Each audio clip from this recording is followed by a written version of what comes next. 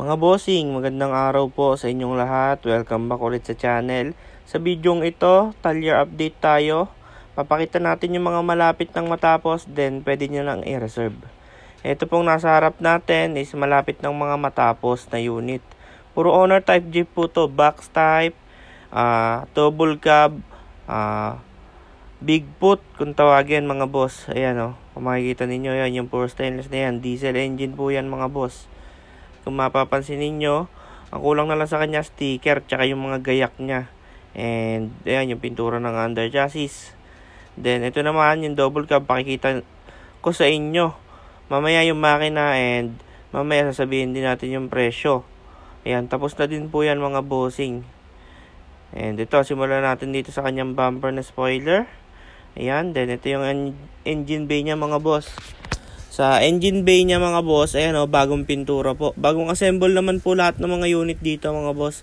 Ayan yung kanyang racing filter. Ang makina pala nito, Nissan SD23.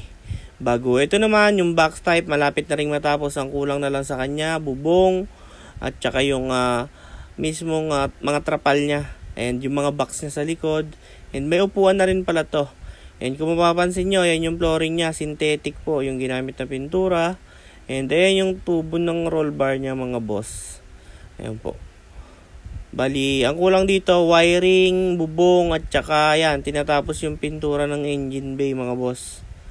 Kung mapapansin nyo, kalas-kalas pa yung makina nito. Ayan yung mga parts. Hindi pa kompleto. Ayan, pero yung under chassis nito na pinturahan na ng black. Bali, dito naman tayo sa double cab mga boss. Yung double cab na to, gagamitin nyo na lang. Pwede nyo pang negosyo, kahit anong pang negosyo mga boss. Ito, sliding window, steel top, 6 stud, straight Isuzu yung pang ilalim. Checkered yung flooring. Pakikita ko sa inyo yung flooring mga boss. Ayun, talagang sobrang tibay. And kung makikita ninyo, halos lahat po naman ng kaha na binubuo dito is bago lahat. Talagang hindi po tayo nagbebenta ng mga restore lang yan. Ito talaga, binubuo natin, hinihimay po natin lahat. Ayan yung console box niya, bago rin po yan. Yung mga gauge, ayan. Sa upuan naman po, Sarplus Japan po yung gamit natin. Ayan po yung back seat, ayan, bago rin po yan, bago upholstery. Stainless na po pala yung upuan sa likod nito. Ayan, sliding window po. Ayan, tapos ayan yung kanyang ladder papunta sa carrier. Ayan. And ayan yung mags niya, size 17. Malalaki yung gulong, 6 stud po. Ang kinagandaan dito mga bossing, 5 piraso yung mags niya. Ayan o, yung mags na yan, 5 piraso po yan. Yung reserva niya, ganyan din po yung mags. Ayan, naka-mags din po. Ayan o, kung mapapansin ninyo. Bali, ayan.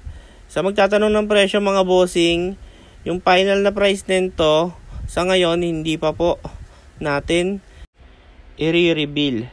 Bali sa next video na mga bossing. Ayan, kapag yung full review na niya. Bali, ayan. Bali, itong isang to. Pero, sasabihin ko na sa inyo yung presyo.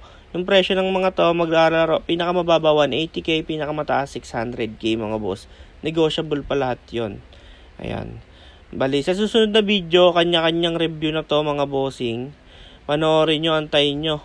Then, itong box type, ito ang 180k. Ayan. Ito tapos na, gagamitin nyo na lang. Box type po yan mga bossing. Ito 180k. Fixed price na po yan mga bossing. 4k engine, box type body, bagong assemble restore. Ayan po, kung makikita ninyo. Figurahan nyo na lang, lalo na sa personal. Napakalilinis ng mga unit na to mga bossing. Ayan po. Then, dito naman sa kabila, ito long body na box type naman. Toyota 4k mga bossing. Ayan o. Kung mapapansin niyo, mas mahaba to sa una natin pinakitang box type. Bali, ayun po mga boss, tingnan nyo na lang sa video to. Or kung may interesado kayong unit, tawag lang kayo sa number na ipipin ko sa screen. And pipin ko rin yung Facebook page namin para madali nyo kaming makontak. Ayan po yung mga unit. Bali, itong box type na long body na to mga bossing, ang asking price niya is 240k. Bago ito naman pong isa is 180k. Fixed price na po yun mga boss. Ayan, konti lang din po yung hinaba nitong isa kasi medyo mahaba at bago yung kaha, mas mataas po yung puhunan ng isa. Bali, ito naman pong isa, maglalaro yung presyo nito around 380 or 400 mga boss. Bali, ayan yung FPJ natin na tinatapos mga boss. Bali, hanggang dito lang po muna yung ating video. Sa susunod na upload natin mga bossing, kanya-kanya na pong full review yan, and yung mga presyo niya finalized na mga boss. Bali, yun lamang po. And itong FPJ na to, tayo nyo yung kanyang full restoration mga bossing dito sa ating episode ng vlog. Sa mga nakatutok mga bossing, kilala nyo na yung FPJ na restore natin.